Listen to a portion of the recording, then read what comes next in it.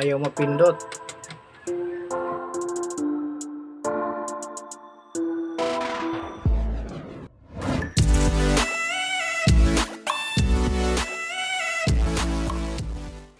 Mga kailaw, meron po tayong repair dito na power LED. Ang problema po nito ay ayaw po siyang maglipat-lipat. Pinutin natin ang menu, up, down, enter. Hindi na po gumagana, pati yung digital hindi na po naglilipat-lipat. Tapos yung ilaw po, may ilaw po siya lahat. Ngayon po gusto ko pong i-share sa inyo mga kailaw, lalo na po sa mga beginner, kung ano po ang sira nito. Ayan, bubuksan po natin.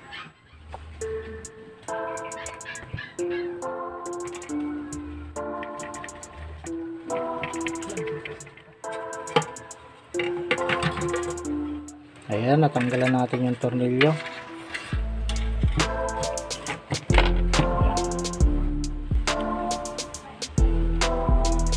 Tanggalin po muna natin yung pinaka digital nya. Ayan na po, natanggalan natin yung digital. Ayan. Yan po ang itsura ng board nya. Ano po ito ang brand po nito ay LP003, kaya ganyan po ang itsura nya. Iba rin ang board ng LP001. Pero kadalasan po ang na-encounter nyo, kung sakaling maka-encounter po kayo ng ganito sa power LED nyo, power plug po muna natin. Ayan kapag naka-encounter po kayo ng ganito sa sa power LED nyo, kahit pindot-pindutin mo dito, hindi na po talaga siya nagpapalit-palit. Yun. Ang titingnan nyo po agad sira, dito po yan sa tack switch. Ito po, kasi yan nasisira po talaga yan. Kahit i-tester natin, yan po, malalaman natin, i-testing natin sa kahit naka times 1 lang o times 10, okay naman po ang nya. Basta titingnan po natin yung continuity nya, kung pumapalo yung pointer. Yan po yung pointer, pag dinagdikit natin tong tester, gumagana po siya. Yan po mga kailaw, malalaman natin kung hindi po gumagana itong tack switch na yan. Tapos pipindutin po natin itong tack switch. Kapag pumalo po itong pointer, ibig sabihin good po itong tack switch. Pero pag hindi po gumana yung pointer, sira po ito. Try na po natin. Tapos pindutin natin. Ayan hindi po gumagana, ibig sabihin sira ito. Tapos pangalawa, sira na din siya. Pangatlo, sira din. Pang-apat, sira din. Halos 4 na tack switch po ang nasira sa kanya, kahit dito sa ilalim. Ayan. Wala po talaga siya Yan, tatry natin kung talagang tack switch para sure. Saksak po natin yung power LED. Yan. Hindi po siya umilaw dahil tingnan natin bakit. Ay, mayroon po siyang sunog kaya minsan hindi nagko-connection Galawin natin. Ayan umilaw na po siya Pag nagagalaw siya, kailangan pa rin natin ayusin to kasi sunog na yung nya pinaka socket nya. Try natin ibalik. Ayan, ganyan natin. Ayan po. Tapos ayaw magpalit-palit. Para malaman natin kung talagang tack switch, meron pa ako ditong pin. I-short lang natin itong mode menu. Ayun, lumipat po siya lumilipat po siya. Tapos dito naman tayo nagka-counting yung pinaka digital nya. Ito sa down, nagka-counting din. Ayun, tapos lipat ulit natin sa menu. Ayun. Ibig sabihin sira po talaga itong tack switch na to. Yan po ang papalitan natin.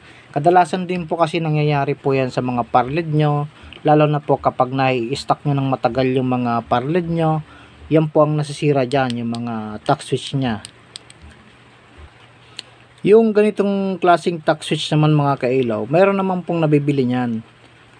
Mas maganda magdala po kayo ng sample para sure po yung mabibili yung tack switch. Ang price po siguro nito ay nagkakahalaga po siya ng 15 pesos pataas or mas mababa pa sa 15.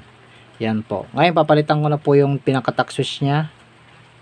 Ito po yung mga brand new na tack switch na ipapalit ko. Ayan, ito po may mga kalawang na.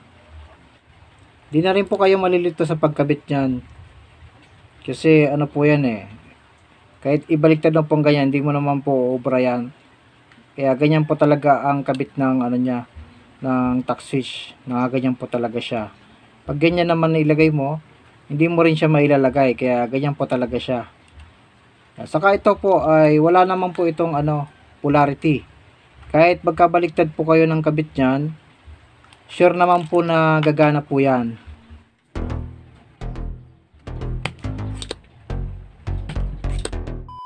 Natanggal ko na po ang ang pinaka tack switch niya. Ito na po yung mga sira. Ganito na po ang itsura niya kapag natanggal nyo na yung mga tack switch niya. Ayan.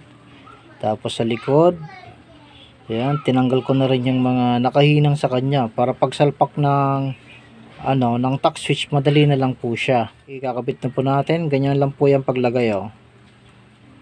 Yan, kailangan magtugma siya sa butas. Ayan, oh. Ganyan lang po ang paglalagay niya. Lalo po sa mga beginner po na nag-practice po dito sa power LED. Yan. So may mga alam na, kabisado naman po nila ito eh. Yan. Kailangan yung mga paa niya makapasok siya dito sa butas.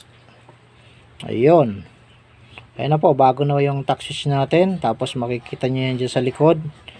Ito na yung mga niya, mga pin. Kailangan nyo na pong hinangan yan para na po, hindi na po siya matanggal.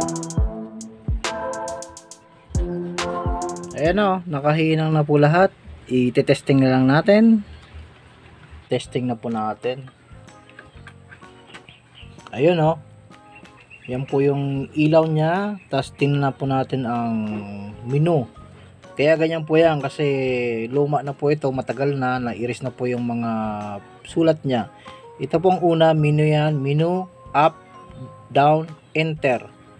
Press na po natin ang menu. Tingnan po yung digital. Kung gagana na po siya. Menu. Ayun o. CC71. Nagpalit po siya. Pinutin natin yung up. Tingnan natin tong gilid kung gagana. Yun. 72, 73. Tapos down. Tapos enter. Ayun. Gumagana po siya. Tapos menu ulit natin. Menu. Menu. Oh. Oh. Menu. Oh, yan na po siya. Talagang tack switch lang po talaga ang sira niya. Sa mga hindi po napipindot ang mga ganitong power LED. Ayun. Tapos pwede natin iset sa DMX. Ayan, D. Ayan o. D001.